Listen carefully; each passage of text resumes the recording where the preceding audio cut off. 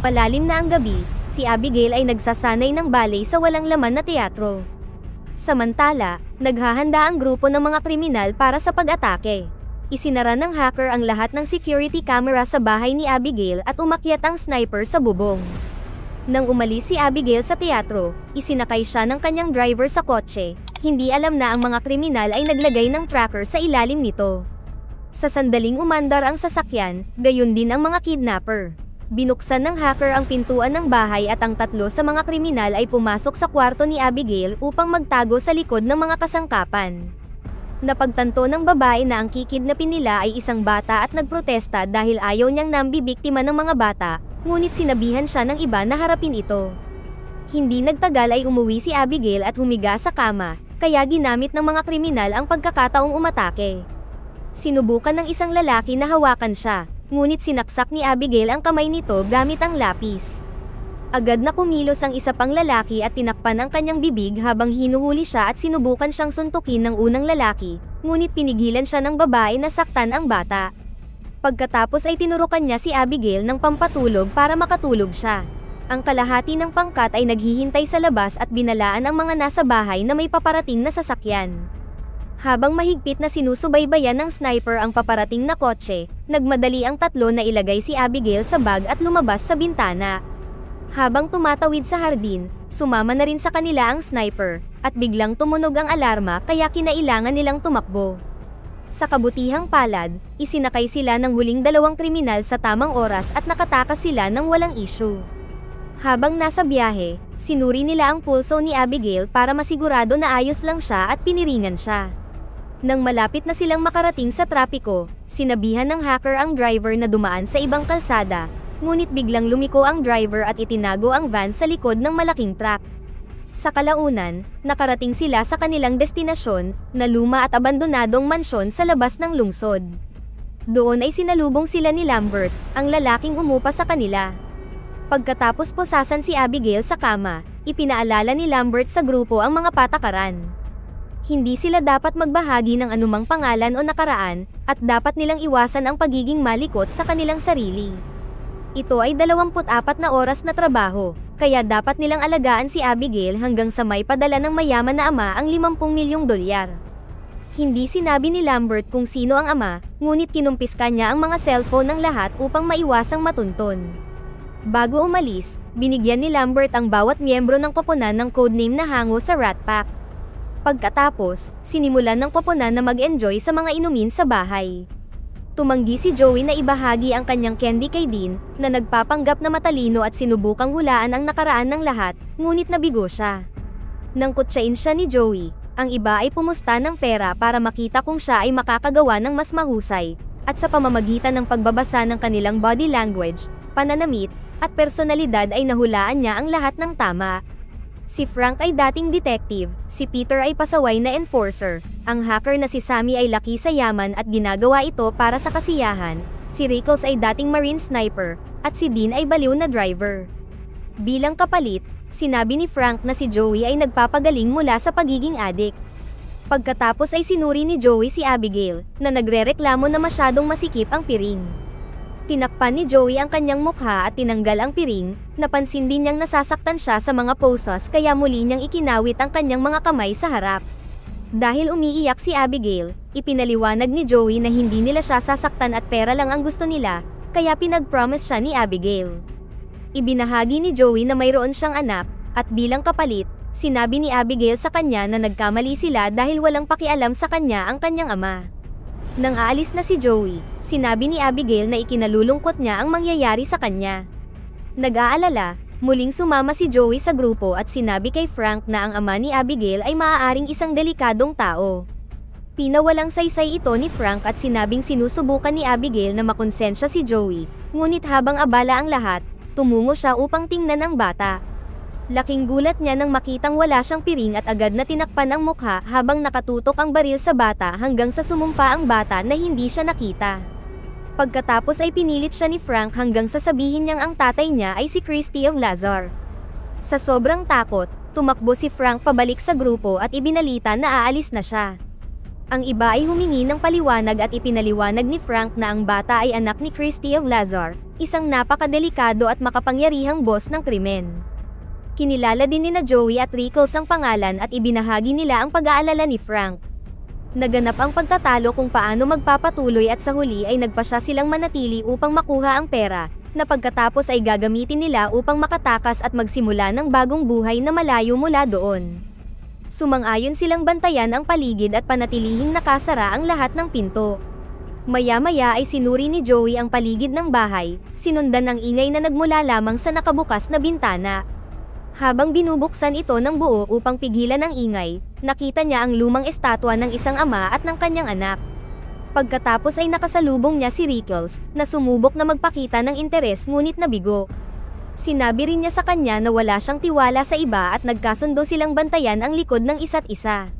Samantala, nakahanap si Sammy ng silid na may TV at nagulat siya sa biglaang presensya sa kanyang likuran, ngunit si Dean lang ito na nagbibiro. Sinubukan niyang manligaw kay Sammy, ngunit galit na galit itong pinalayas siya. Pagkatapos ay natagpuan ni Dean si Peter na natutulog at gumuhit sa kanyang mukha. Patuloy siyang gumala sa loob ng bahay at pumasok sa madilim na pasilyo na may napakaraming lumang larawan, kabilang ang isa na may kasamang batang babae na kamukha ni Abigail. Sumunod, pumunta siya sa kusina sa basement, kung saan ang pinto ay kusang bumukas ng mag-isa. Nagtataka, pumasok siya sa silid at nagulat siya sa daga. Habang sinusubukan niyang umalis, biglang may hindi nakikitang presensya ang humawak sa kanyang mga paa at hinila siya pabalik. Narinig ni Sammy ang kanyang pagsigaw at pumunta sa basement, kung saan nakita niya si Dean na nakaupo sa mesa. Nang subukan niyang lapitan siya, nahulog ang ulo nito at napasigaw si Sammy bago sumuka. Hindi nagtagal ay nakarating din ang iba sa basement at naniniwala silang walang lakas si Sammy para gawin iyon. Ito ay nagpaalala sa kanila ng kwento tungkol sa hitman ni Lazar na tinatawag na Valdez. Ilang taon na ang nakalipas, 3 nangungunang miyembro ng gang ni Lazar ang nahuli ng FBI. Noong gabi bago ang kanilang paglilitis, itinago sila sa itaas na palapag ng hotel na may mga ahente na nagbabantay sa bawat sulok. Kinaumagahan, pumasok ang FBI at natagpuan ang kanilang mga katawan na pugot ang kanilang mga ulo at walang mga laman loob. Walang daan sa loob o labas ng silid maliban sa pintuan sa ika-23 palapag. Dahil sa pag-aalala, nagpasya silang tingnan ng bata at nahanap itong ligtas sa silid. Takot pa rin si Rickles kay Valdez at gusto na niyang umalis, ngunit nang buksan niya ang pintuan sa harapan, nagulat sila nang matuklasan nila ang isa pang may halang na pinto. Sinubukan ni Peter na itulak ito ngunit hindi nagtagumpay, at nag-trigger ito ng security system na sumasaklaw sa lahat ng mga bintana, ibig sabihin, ang grupo ay nakakulong na ngayon sa loob. Napagtanto ni Joey na ito ay isang bitag at tumakbo si Rickles upang tingnan ang kanyang sandata, ngunit nakitang wala na ito. Pumunta si Joey kay Abigail at tinanong kung may nakita siyang iba bukod sa kanya at si Frank, ngunit nanumpa si Abigail na hindi pa niya nakita ang iba. Ibinahagi rin niya na nagbanta si Frank na sasaktan siya, na sinabi niyang nagtatrabaho siya para sa kanyang ama, at ang tunay niyang pangalan ay Valdez. Pagkatapos, nakipagkita si Joey kay Rickles at pareho nilang ibinahagi ang kanilang nalalaman, naisip na hindi ito makatwiran. Sumang-ayon silang maghanap ng paraan palabas, ngunit habang sinusubukang lumabas ni Joey sa silid, nakarinig siya ng ingay. Si Rickles ay medyo awkward na nakatayo, kaya pinuntahan niya ito at nagulat nang matuklasan na siya ay malubhang nasugatan. Bumagsak ang bangkay nito sa kanyang mga bisig at ibinaba siya nito bago nagmamadaling bumaba. Itinutok ng galit na si Joey ang kanyang baril kay Frank, na inakusahan siyang si Valdez at pinatay si Rickles. Inilabas din ni Frank ang kanyang baril at sinabing hinahayaan ni Joey na manipulahin siya ni Abigail. Inutusan niya si Peter na patayin si Abigail, kaya pumunta si Peter sa silid upang patayin siya. Bago siya makabaril, dumating si Joey at mabilis siyang dinisarmahan. Dumating din sina Sammy at Frank at nagkaroon ng pagtatalo. Samantala, madaling tinanggal ni Abigail ang posas at tumayo, gamit ang sayaw ng ballet upang ipakita ang kanyang tunay na mukha, siya ay isang vampira. Tumalon si Abigail kay Peter at kakagatin na sana siya, ngunit binaril siya ni Frank. Sa gulat ng lahat, umupo lang si Abigail habang naghihilom ang sugat. Binaril din siya ni Joey ngunit malinaw na walang magagawa ang mga bala, kaya tumakbo sila at nilock ang pinto. Pinag-usapan ng grupo kung ano ang gagawin ng mapagtanto nilang si Abigail ay si Valdez sa simula pa lang. Ang lahat ng mga pinto ay nilagyan ng magnetically sealed lock at shutter na 2 pulgada ang kapal, kaya hindi ito masisira at walang kagamitan si Sammy para ihak ang mga ito. Ang lahat ay nababahala at nang hilingin ni Peter na magdahan-dahan sila, hinawakan siya ni Frank sa leeg, nagbabantang tumahimik. Sa huli, kinuha ni na Frank at Joey ang mga pool stick para gawing pulos habang si Sammy ay naghanap ng bawang sa kusina. Hindi tumulong si Joey dahil iniisip niya na ang pagpatay kay Abigail ay ikakagalit lamang ng kanyang ama. Nang handa na sila, ang tatlo ay nagmamadaling pumasok sa silid ni Abigail at nakitang wala na itong laman. Bigla silang nakarinig ng musika kaya pumasok sila sa isa pang silid, kung saan nakita nila si Abigail na sumasayaw sa katawan ni Dean. Sa una, siya ay nagpanggap na isang mabait na babae, ngunit nang umatake si Sammy, si Abigail ay tumalon sa kanya at hinawakan ang bawang, na walang epekto. Itinulak niya si Frank nang sinubukan nitong tumulong ngunit nagawa ni Peter na buhatin siya. Gayunpaman, madaling itinapon siya ni Abigail sa lupa at kinuha ang krus mula sa kanyang kwintas, sinaksak ang kanyang dibdib gamit ito upang dumugo siya at nakumpirma na ang mga krus ay hindi rin nakakaapekto sa kanya. Sumunod ay sinubukan ni Frank na saksakin siya mula sa likuran. Gayunpaman, mabilis siyang dinisarmahan ni Abigail at sa halip ay sinaksak ang kanyang binti. Sumuko, bumalik ang tatlo sa ibaba, kung saan tinulungan sila ni Joey sa kanilang mga sugat. Ipinaalala niya sa kanila na gumana ang injection ng kidnapin nila si Abigail, at mayroon pa silang extrang injection.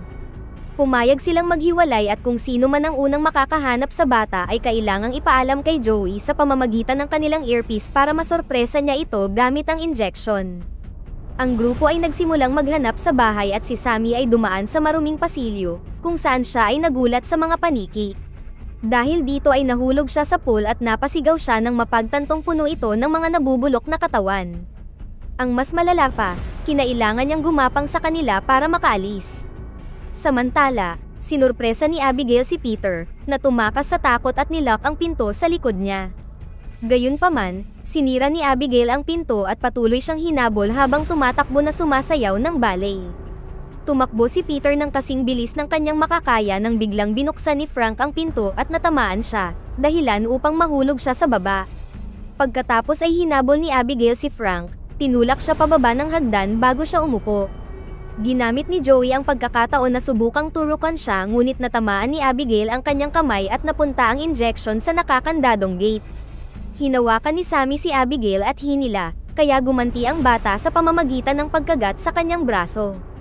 Sumunod, hinawakan ni Abigail ang paa ni Frank at nagsimulang lumipad, ngunit bigla na lang siyang sinunggaban ni Peter at nabitawan si Frank. Hinawakan ni Peter si Abigail habang kinukuha ni Joey ang injection, mabilis na itinurok ang pampakalma kay Abigail. Ang bata ay gumawa ng ilang seryosong pagbabanta at tinawag si Joey ng mga kakilakilabot na bagay bago nahimatay. Nataranta si Sammy at iniisip kung magbabago din siya dahil sa kagat. Ilang sandali pa, nagising si Abigail na nakakulong sa elevator. Sinabi ni Joey na kapag ibinunyag niya kung paano makakaalis doon, hahayaan nila siya. Sa halip, inamin ni Abigail na pinlano niya ang lahat at nagtatrabaho si Lambert para sa kanya. Alam din niya ang lahat ng kanilang tunay na pangalan at nakaraan. Sinimulan ni Sammy ang kanyang karera sa pamamagitan ng pagkuha ng pera mula sa bank account ng kanyang mayamang magulang at kalaunan ay hinabol ang bigating tao. Si Peter ay nagsilbi bilang isang tauhan para sa pamilya ng krimen at nagnakaw mula sa kanyang mga kasama. Pinasok ni Frank ang isang partikular na pamilya ng krimen habang nagtatrabaho bilang isang detective at nauwi sa iligal na buhay. Si Joey ay isang dating army medic na natanggal sa trabaho dahil sa pagka-addict sa gamot at iniwan niya ang kanyang anak sa masamang ama upang maging underground doctor para sa ilang mga masasamang tao. Isang araw hindi niya sinasadyang napatay ang isang miyembro ng gang habang sinusubukang tanggalin ang bala. Lumalabas na lahat ng tao dito ay nagkasala kay Lazar o sa kanyang gang sa magkakaibang paraan, at sinabi ni Joey na pinapatay ni Abigail ang mga kaaway ng kanyang ama para lang mahalin siya nito. Hindi kaagad sila pinatay ni Abigail pagdating nila dahil gusto niyang paglaruan ang kanyang mga pagkain.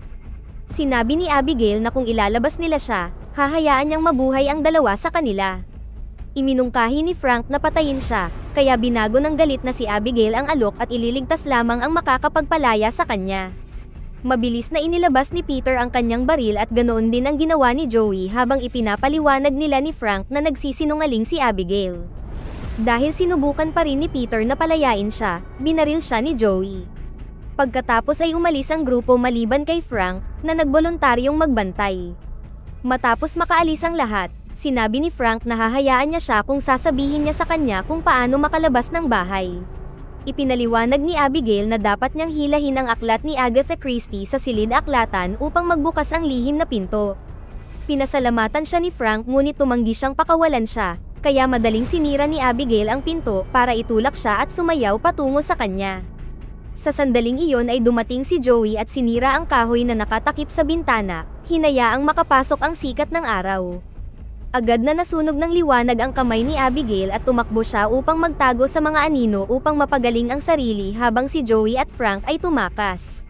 Ang buong grupo ay nakarating sa library at nanatili sa ilalim ng sikat ng araw na pumapasok sa mataas na bintana na binuksan ni Joey kanina. Walang nangyari kay Sammy, kaya gumaan ang loob niya sa pag-aakalang hindi siya magbabago. Hinila ni Frank ang libro na binanggit ni Abigail ngunit walang nangyari dahil nagsinungaling din siya. Habang siya ay nag-aalboroto, sinubukan ni Joey na sirain ang pader ngunit walang nangyari. Naubusan na siya ng candy kaya nababalisan na siya. Ipinaliwanag ni Joey kay Sammy na iniwan niya ang kanyang anak upang ayusin ang sarili at ang plano ay gagamitin niya ang pera mula sa trabahong ito para bumalik sa anak at magsimulang muli sa umpisa. Ang pagkarinig sa salitang ito ay nagbigay kay Sammy ng ideya, kung mahahanap nila ang pinagmumulan ng kuryente, maaari niyang ihak ang mga lock. Ang koponan ay nahati sa dalawa at naghanap sa bahay. Biglang nagpatugtog muli si Abigail ng musika at kinontrol si Sammy sa pamamagitan ng kagat kanina. Mabilis siyang nag-transform sa vampira at inatake si Peter, kinagat ang kanyang leeg. Kinausap siya ni Abigail sa pamamagitan ni Sammy habang patuloy siyang kinakain at pinapatay. Pagkatapos ay natutuwang pinagsayaw ni Abigail si Sammy tulad ng ginagawa niya. Maya-maya ay dumating sina Joey at Frank, kaya itinago ni Sammy ang kanyang mukha. Gayunpaman ang iba ay naghinala, kaya ipinakita sa kanila ni Sammy ang kanyang pagbabago at agad na tumakas ang dalawa.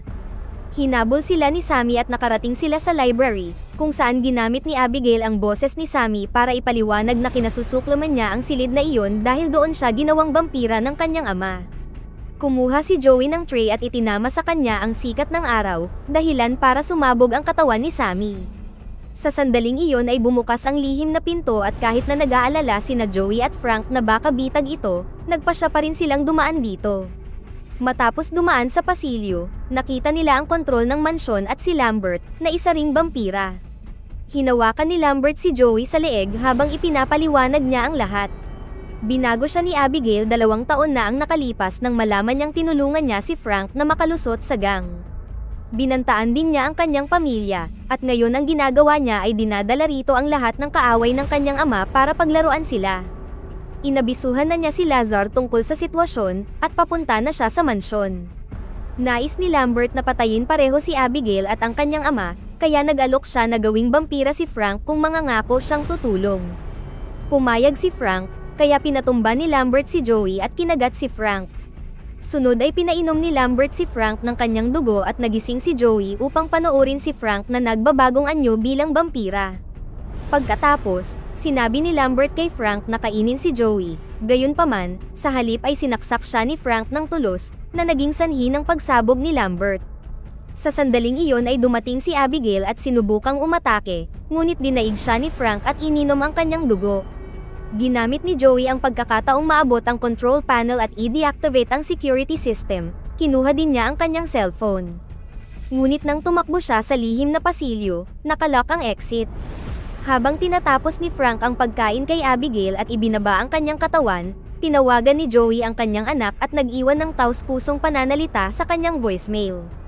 Nahanap siya ni Frank at agad siyang itinulak pabalik sa silid-aklatan, kung saan sinimulan niyang ihagis siya sa paligid upang ibagsak siya sa mga kasangkapan. Sinubukan ni Joey na ipagtanggol ang sarili, ngunit ang kanyang suntok ay walang magawa sa isang vampira. Pagkatapos ay hinawakan siya nito sa leeg at inihagis pababa, ngunit nasalo siya ni Abigail sa tamang oras. Ipinaliwanag ni Abigail na siya ay masyadong mahina upang talunin siya ng mag-isa at nakiusap kay Joey na tulungan siyang patayin si Frank, na nangangakong palalayain siya kung gagawin niya ito upang makita niyang muli ang kanyang anak. Nilapitan sila ni Frank at ang dalawang babae ay nagtulungan upang simulan ang pakikipaglaban sa kanya, Ngunit kahit anong pilit nila, mas malakas siya kaysa sa kanilang dalawa na pinagsama. Pagkatapos niyang ibagsak si Abigail, sinaksak niya ng kahoy si Joey sa balikat at naipit siya sa poste.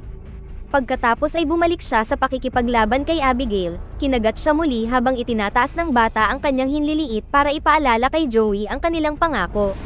Nang makababa si Abigail, inalis ni Frank si Joey sa tulos at kinagat ang kanyang leeg bago siya inihagi sa sahig. Nang magising siya, ginamit ni Frank ang kanyang vampire powers para pilitin siyang kunin ang tulos at atakihin si Abigail. Gayunpaman, nagpanggap si Joey, kaya tumalikod siya at tinulak si Frank, na nagbigay ng pagkakataon kay Abigail na tumalon sa kanya. Muli niya itong nilabanan habang ipinapaliwanag niya na kailangan ng sapat na panahon upang ganap na mabuo ang kapangyarihan kaya hindi pa niya makokontrol o mababago si Joey. Habang abala sila, kinuha ni Joey ang tulos at hinila pababa si Frank, pagkatapos ay nagtulungan sila ni Abigail para saksakin siya at sumabog. Pagkatapos, nag-alala si Joey na maaaring magbago rin siya, ngunit kinumpirma ni Abigail na hindi ito mangyayari dahil patay na si Frank. Gaya ng ipinangako, hinayaan ni Abigail si Joey at sinabing hanapin ang kanyang anak. Biglang may humawak sa balikat ni Joey, ang ama ni Abigail na si Lazar, na nagsabing marami siyang pangalan sa lumipas na mga taon. Gusto niyang patayin si Joey, gayunpaman, lumapit si Abigail para ipagtanggol siya, sinabing iniligtas ni Joey ang kanyang buhay at narito siya para sa kanya noong wala ang ama. Hinalikan ni Lazar ang kamay ni Joey bilang pasasalamat at binitawan siya. Nagmamadaling bumalik si Joey sa van at natuklasan niyang may natitira pa siyang lollipop, kaya kinain niya ito habang nagmamaneho. Dito na nagtatapos ang ating kwento.